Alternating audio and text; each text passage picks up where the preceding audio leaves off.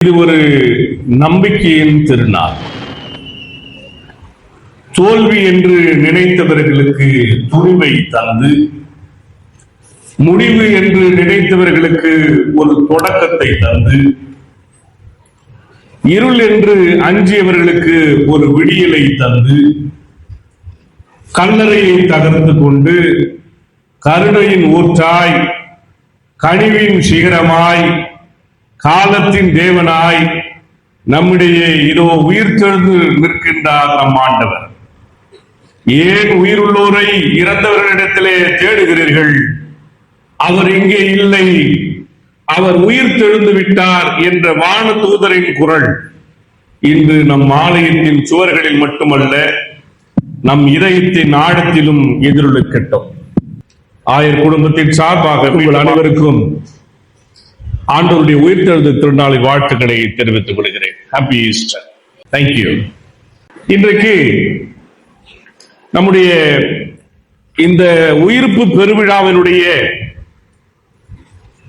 மிகப்பெரிய மகிழ்ச்சியின் திருநாளிலே இந்த உயிர்ப்பு பெருவிழாவை குறித்து ஒரு சில ஆண்டவருடைய ஊழியக்காரர்கள் சொன்ன தகவல்களோடு பகிர்ந்து கொண்டு, அதற்கு பிற்பாடு திருமறையிலிருந்து நாம் தியானிக்க இருக்கின்றோம்.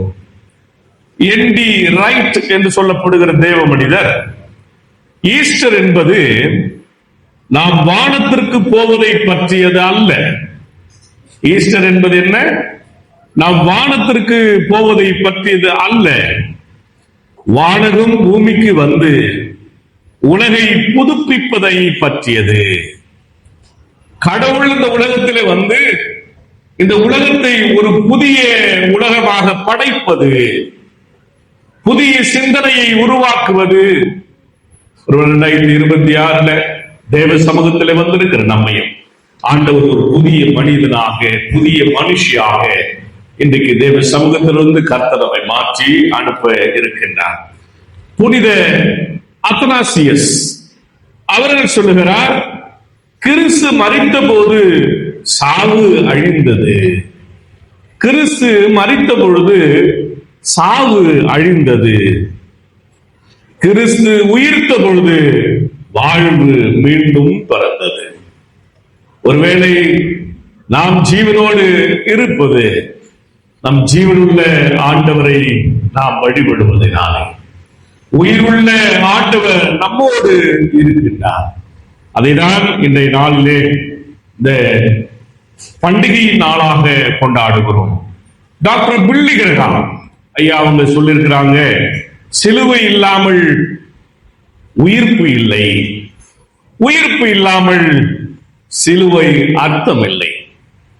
ஒருவேளை உயிர்த்தெழுதல் என்று ஒன்று இல்லாமல் போயிருந்தால், நீங்களும் நானும் கிறிஸ்தவர்களுடைய அடையாளமாய் வைத்துக் கொண்டிருக்கிற சிலுவைக்கு ஒரு பொருள் இல்லாமல் போய்விடும்.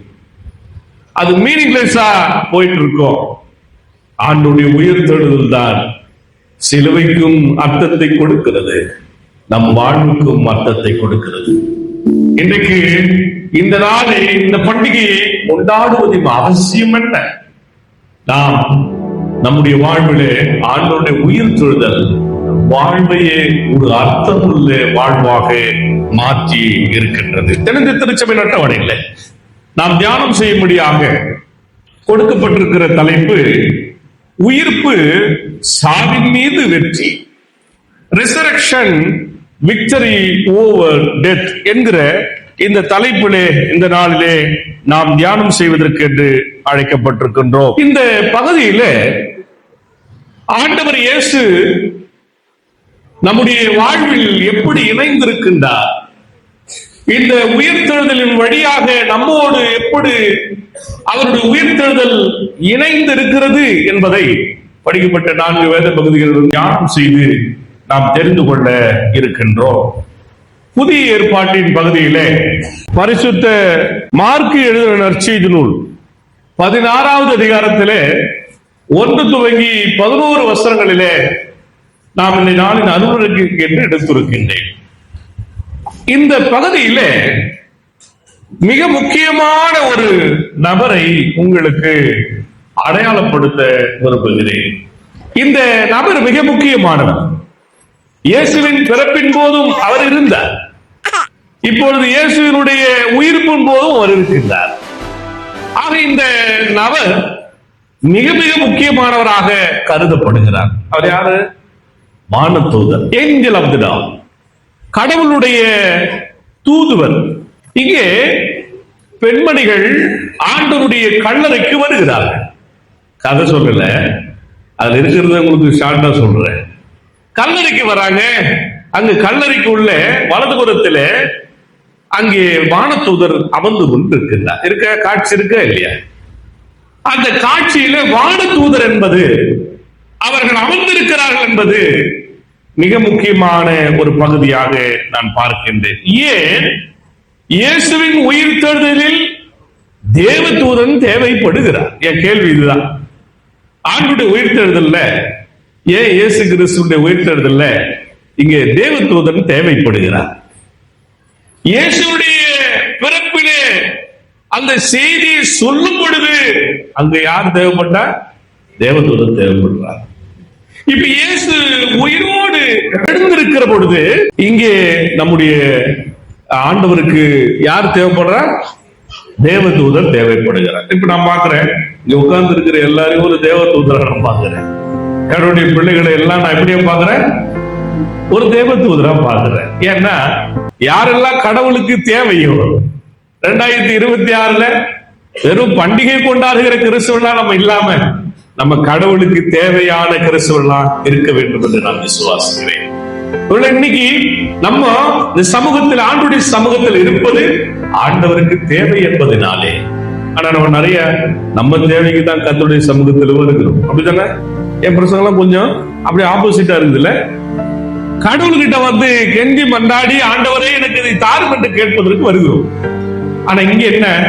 கடவுளுக்கு ஒரு தேவை இருக்கு. கடவுளின் தேவையை பூர்த்தி செய்கிற இடத்திலே வான் தூதர்கள் இருக்கிறார்கள். இப்ப நம்மளும் அந்த இடத்துல கடவுள் நம்ம வச்சிருக்கிறார் நான் விசுவாசிக்கிறேன். நீங்களும் விசுவாசிப்பீர்கள் என்று சொல்லி நான் பெரிதாக நம்புகின்றேன். சரி, ஏன் இயேசுவின் உயிர்த்தெழுதலில் தேவதூதன் தேவைப்படுகிறார்? இதான் கேள்வி. ஒன்று, காலியான கல்லறையின் பொருளை விளக்குவதற்கு. எம்ப்டி டோம், காலியா இருக்கு கல்லறை. ஐயா, கல்லறை காலியா இருக்குது. கல்லறை காலியா இருக்குதுன்னா ஏன் காலியா இருக்குதுன்றத ஒருத்தர் விளக்கணும். அப்படிதானே? அப்ப விளக்குறதுக்கு ஒருத்தரை கடவுளிடமிருந்து ஒரு வார்த்தை தேவைப்பட்டது.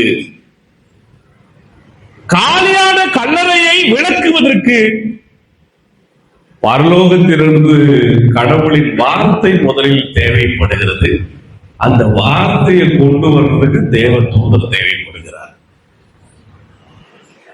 கடவுளுடைய வார்த்தையை, இங்கே கடவுளுடைய வார்த்தை யார் வழியாக வருகிறது? தேவனின் தூதனாக, தூதனிடத்திலிருந்து வருகிறது. இந்த வெற்று கல்லறை, எம்ப்டி டோம் அப்படின்னா சான்று மட்டுமே அல்ல. It is not a witness, evidence. இன்னைக்கும் நமக்கு ஒரு எவிடன்ஸ் நம்ம பார்க்கிறோம் இல்லையா? காலியான கல்லறை என்பது உயிர்த்தெழுதலின் போது காலியான கல்லறை என்பது நம்முடைய மிகப்பெரிய ஒரு எவிடன்ஸ் கிறிஸ்தவர்களுக்கு. அப்படிதானே? ரைட். அது வெறும் எவிடன்ஸ் மட்டும் இல்லை, அதுவே ஒரு செய்தியும் அல்ல. ஒரு கல்லறையை காலியாக பார்க்கும் எவருக்கும் இயல்பாக தோன்றும் எண்ணங்கள் என்னெல்லாம் தோணும்? நானே சொல்றேன், லிஸ்ட் பண்ற பாருங்க. யாராவது உடலை திருடி சென்று இருப்பார்களோ, மகதலேனா மரியா முதல்ல இதைதான் நினைத்தார் என்று யோவான் 20வது அதிகாரத்திலே 2வது திருமொழியிலே நாம் பார்க்கின்றோம். யாராவது இயேசுவின் உடலை திருடி சென்றிருப்பார்களோ. இன்னொரு புரிதல், தவறான கல்லறைக்கு வந்து விட்டோமோ. அடுத்த புரிதல், யாராவது உடலை வேறு இடத்திற்கு மாற்றி இருப்பார்களோ அப்படின்ற இன்னொரு இயல்பா தோன்றுகிற ஒரு காரியம். ஒரு விஷயத்தை நம்ம புரிஞ்சுக்கணும். மனித அறிவால் ஒரு வெற்று கல்லறையை திருட்டு, இழப்பு என்றுதான் பார்க்க முடியுமே தவிர வெற்றி அல்லது உயிர்ப்பு என்று பார்க்க முடியாது. வெற்றி கல்லறை என்பது எம்டி டோம் என்பது இட் இஸ் a victory. இன்னைக்கு தலைப்பு என்ன? Victory over death. Resurrection, victory over death. இது ஒரு வெற்றி என்பதை மனித அறிவால் புரிந்து கொள்ள முடியாது. இது ஒரு உயிர்த்தெழுதல் என்பதை மனிதனுடைய அறிவினால் புரிந்து கொள்ள முடியாது. எனவேதான் காணக்கூடிய அந்த சான்றுக்கு விசிபிள் சைன் அங்க பாக்குறாங்க, ஒரு சீன் பாக்குறாங்க. என்ன இருக்கு? ஒரு அடையாளம் இருக்கு, திறந்து இருக்கு இல்லையா, காலியா இருக்கு, எம்டி டோம், காலியா இருக்கு. அப்ப அந்த காணக்கூடிய அந்த சான்றுக்கு காண முடியாத ஒரு விளக்கத்தை கடவுளுடைய வார்த்தை தருகிறது. காணக்கூடிய ஒன்று, காண முடியாத ஒரு விளக்கம். கவனி கவனி கவனி கவனி. நிறைய நேரத்தில் பைபிள்ல நம்ம பற்ற புரிதல் தானே, புரிதல் தானே. காண முடியாத ஒரு விளக்கம். நமக்கு நம்ம கண்ணுக்கு தெரியாத ஒரு விளக்கம் ஒண்ணு இருக்கும், அதுக்குதான் பைபிள் ஸ்டடி வரணும்ன்றது. கண்ணுக்கு தெரியாத ஒரு விளக்கத்தை கண்டுக்கிறதுக்கு தான், கண்ணுல பாக்குறதுக்கு தான், ஒரு விளக்கத்தை கொடுக்கிறதுக்கு தான் இங்க தேவதூதனை கடவுளுடைய வார்த்தையின்படியே அனுப்புகிறார். புரியுதா? புரியுதா உங்களுக்கு? அப்ப உயிர்த்தெழுதலை ஒருத்தர் சொல்ல வேண்டும், கடவுளுடைய வார்த்தை தான் சொல்ல முடியும். மனித அறிவால் அதை என்ன பண்ண முடியாது, அறிந்து கொள்ள முடியாது. மனுஷ அறிவில எப்படி பாக்குறா? அதை யாரும் எடுத்துட்டு போயிட்டான், யாரும் திருடிட்டான், இடம் மாறி வந்துட்டோம், இப்படிதான் பார்க்க முடியும். அதனாலதான் இந்த இடத்துல தேவதூதன் தேவைப்படுகிறார். எதுக்கு தேவைப்படுறாரு? எதுக்கு தேவைப்படுகிறார் தேவதூதன்? ஆண்டவருடைய அந்த காணக்கூடிய அல்லது காண முடியாத ஒரு விளக்கத்தை கொடுப்பதற்காக. இவங்களால பார்க்க முடியல, எங்க இருக்கிறாரு தெரியல, அதுக்கு ஒரு விளக்கம் கொடுக்கணும்ல. ஏசு அங்க இல்ல, அப்ப ஒரு விளக்கம் தேவைப்படுது. அது ஏசு ஏன் இல்ல, ஏசு அந்த கல்லறை ஏன் காலியா இருக்கிறது என்பதற்கு அந்த விளக்கத்தை கொடுப்பதற்கு அந்த இன்டர்பிரேஷன் சொல்லுவாங்க. பைபிள்ல கூட விளக்க உரையாளர்கள், விளக்க உரைகள், இன்டர்பிரேஷன் அது இல்லைன்னா நம்ம பைபிள் என்ன பண்ண முடியாது. நான் கூட ஐயர் படிக்கிறேன், ஒரு பிரசங்கம் பண்றேன்னா நிறைய வியாக்கணங்கள், அந்த விளக்க உரைகளை படிக்க வேண்டும். வெறும் பைபிள் மட்டும் படிச்சா நான் உங்களுக்கு என்ன, விளக்க உரைகளை படிக்கிற பொழுது அதுல இருந்து நம்ம காணக்கூடாத விளக்கங்களை நம்ம என்ன பண்ண முடியும். அது ஒரு விளக்குறதுக்கு ஒருத்தரை கர்த்தரை அனுப்பி வைக்கின்றார். இப்ப நான் சொன்ன ஆரம்பத்துல கடவுளுக்கு தேவதூதன் தேவைப்படுகிறது போல நீங்க எல்லாம் கூட, நம்ம எல்லாம் கூட தேவதூதன் கடவுளுக்கு தேவைன்னு சொன்னேன். எப்படி ஆயுதே அப்படின்னு நீங்க கேட்டிருக்கணும். யாரும் கேட்கல. நான் எப்படி தேவதூதன் ஆயிட முடியும் அப்படின்னு கேட்டிருக்கணும். ஏன் அப்படின்னா அந்த தேவதூதன் ஆண்டவருக்கு தேவை விளங்காததை சொல்லுவதற்கு. ஏசாமி உயிர்த்தாரா இல்லையா, என்ன ஆச்சு என்று சொல்றதுக்கு அவருக்கு தேவை. உங்களை என்னை ஆண்டவர் ஜீவனோடு இன்றைக்கு தேவ சமூகத்தில் வைத்திருப்பதனுடைய நோக்கம் என்ன? எல்லாருக்கும் போய் ஆண்டவர் உயிரோடு இருக்கிறார் என்பதை சொல்லுவதற்கு. அவர் இங்கே இல்லை, மருத்துவத்தில் அவர் தேடுவதற்கு அவர் இங்க இல்லை. எங்க இருக்காரு? உயிர் தெழுந்து விட்டார், உயிரோடு இருக்கிறார்.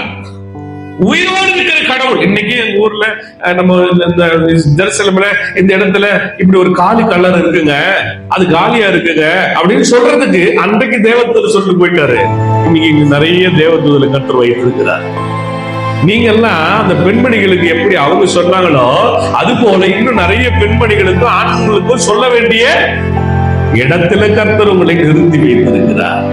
இந்த பண்டிகை கொண்டாடுறதுக்கு நோக்கம் ஏன் தேவன் உங்களை இந்த பண்டிகை கொண்டாடக்கூடிய கர்த்தர் வைத்திருக்கிறான்னு சொன்னா, நீங்க அவர் உயிரோடு எழுந்த செய்தியை பிறருக்கு விளக்கி சொல்லும்படியா தேவன் உங்களை தேவனுடைய பிள்ளைகளாய் வைத்திருக்கிறார், தேவ தூதர்களா வச்சிருக்கிறாரு அப்படின்னு நான் உங்களை பெருசா கொஞ்சம் உயர்த்தியே சொல்ல ஆசைப்படுகிறேன். அப்ப நம்ம விசிபிள் சைன இன்விசிபிள் மீனிங்ல கொண்டு வந்து காணக்கூடாத ஒரு விளக்கத்தை கொடுக்கிற இடத்துல கர்த்தர் நம்மை உயர்த்தி ஒரு அந்தஸ்தை கொடுக்கிறார். இந்த உயிர்த்தெழுதல் திருநாளிலே, உயிர்ப்பு பெருவிழாவிலே இங்க இருக்கிற எல்லாரையும் ஆண்டவர் கொஞ்சம் மேல உயர்த்தி வைக்கிறார் நான் விசுவாசிக்கிறேன்.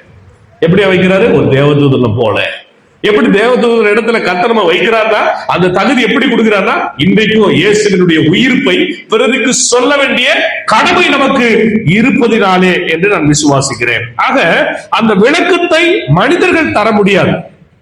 நல்லா புரிஞ்சுக்க, அன்னைக்கு அந்த விளக்கத்தை யார் கொடுக்க முடியாது? மனிதர்கள் தர முடியாது. ஏனென்றால் உயிர்த்தெழுதல் என்பது மனித அனுபவத்திற்கு அப்பாற்பட்டது. ஐயா கவனிங்க, ஹியூமன் பீயினுடைய எக்ஸ்பீரியன்ஸுக்கு மேல உயிர்த்தெழுதல். கவனிங்க கவனிங்க கவனிங்க, மனுஷன் போறப்பா இறப்பா, அவ்வளவுதான் நமக்கு தெரியும், அவ்வளவுதானே. உயிர்த்தெழுதல்ன்றதை யாருன்னா அனுபவப்பட்டு இருக்குமா? அது ஏசாம் மட்டும்தான் அனுபவப்பட்டிருக்கிறார். அதனாலதான் ஒரு தேவதூதன் தேவைப்படுகிறார். அங்கிருந்து வந்து ஒருத்தர் சொல்லணும். ஆனா இப்போ we are experiencing the resurrection. இயேசுவினுடைய உயிர்த்தெழுதலை வருஷம் வருஷம் நம்முடைய வாழ்க்கையில நம்ம என்ன பண்ணிட்டு இருக்கோம்? அனுபவித்துக் கொண்டிருக்கிறோம், எக்ஸ்பீரியன்ஸ் பண்றோம். இயேசு உயிரோடு எழுந்தார் என்கிற செய்தியை சொல்லிக்கொண்டே இருக்கிறோம். பாடல் வழியா சொல்லுகிறோம், வேத வசனத்தின் வழியா சொல்லுகிறோம், நம்முடைய வாழ்வின் வழியா சொல்லுகிறோம். ஏதோ ஒரு வகையில ஆண்டவருடைய உயிர்த்தெழுதலை அனுபவமா சொல்லுகிறோம். அப்போ அவருக்கு, இந்த தேவதூதருக்கு அப்படி ஒரு அனுபவம் வழியாக சொல்லப்படுகிறது. அதனாலதான் வானதூதர் தோன்றி அங்க சொல்றாரு, அவர் இங்கே இல்லை அப்படி மட்டும் சொல்லல, கூட ஒன்னு சேர்த்து அவர் உயிரோடு எழுப்பப்பட்டார். இங்க இல்லைன்னு சொல்லிட்டா மறுபடியும் பிரச்சனை வந்துடும். இல்லைன்னு சொல்லிட்டா பிரச்சனை தானே. பதில் வேணும்னா இருக்குதுன்னு ஒரு பதில் சொல்றேன்ல. அவர் உயிரோடு எழுப்பப்பட்டார் என்பதுதான் மிக முக்கியமான ஒரு செய்தி. உயிரோடு இருக்கிறார் என்கிற இந்த இந்த செய்தி இருக்குல்ல, உயிரோடு இருக்கிறார் ஒரு விஷயம் இருக்குல்ல, அது தேவதூதர் சொன்னது. அது ஒரு தெய்வீக விளக்கம், டிவைன்லி இன்டர்பிரேஷன். டிவைன் இன்டர்பிரேஷன், ஒரு தெய்வீக விளக்கம். நீங்க எல்லாம் போய் ஹாப்பி ஈஸ்டர் சொல்லுவீங்க. நீங்க ஹாப்பி ஈஸ்டர் சொல்ல வேணாம், இயேசு உயிர்த்தெழுந்தான்னு சொல்லுங்க பிறருக்கு. நமக்கே சொல்லிக்கணும் தான் எத்தனை காலத்துக்குங்க ஹாப்பி ஈஸ்டர். நமக்கு இயேசு உயிர்த்தெழுந்தார் என்பது பிறருக்கு.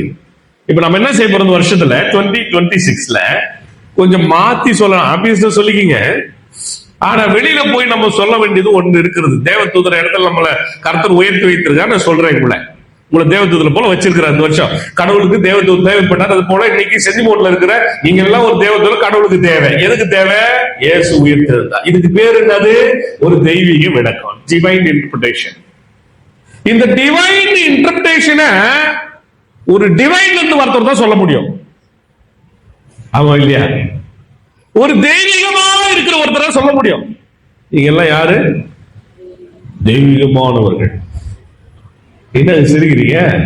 இல்லையா?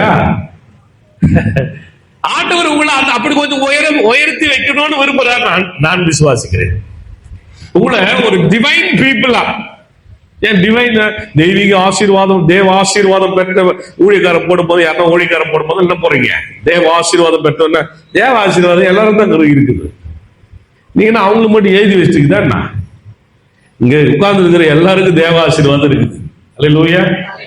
அப்ப டிவைன் இன்டர்பிரேஷனை ஒரு டிவைன் பீப்புள் தான் செய்ய முடியும். அதனாலதான் கர்த்தர் உங்களை, நான் ஆரம்பத்தில் சொன்ன, உங்களை அந்த ஒரு இடத்துல உயர்த்தி வைத்திருக்கிறார் என்று நான் உங்களுக்கு சொன்னேன். காலியான கல்லறையின் பொருளை விளக்குவதற்கு கடவுளிடமிருந்து ஒரு வார்த்தை தேவைப்பட்டது. அதனாலதான் இங்கே யார் தேவைப்படுகிறார்? இன்னைக்கு பண்டிகை நாள்ல தேவ சமூகத்துல நீங்க வந்திருப்பதோட வருகை எதை உறுதிப்படுத்துகிறது? பரலோகத்தினுடைய ஈவெண்ட்டை கொண்டாடிட்டு இருக்கிறோம், வெக்கப்படுறோம். இயேசு உயிர்த்தெழுந்தார்.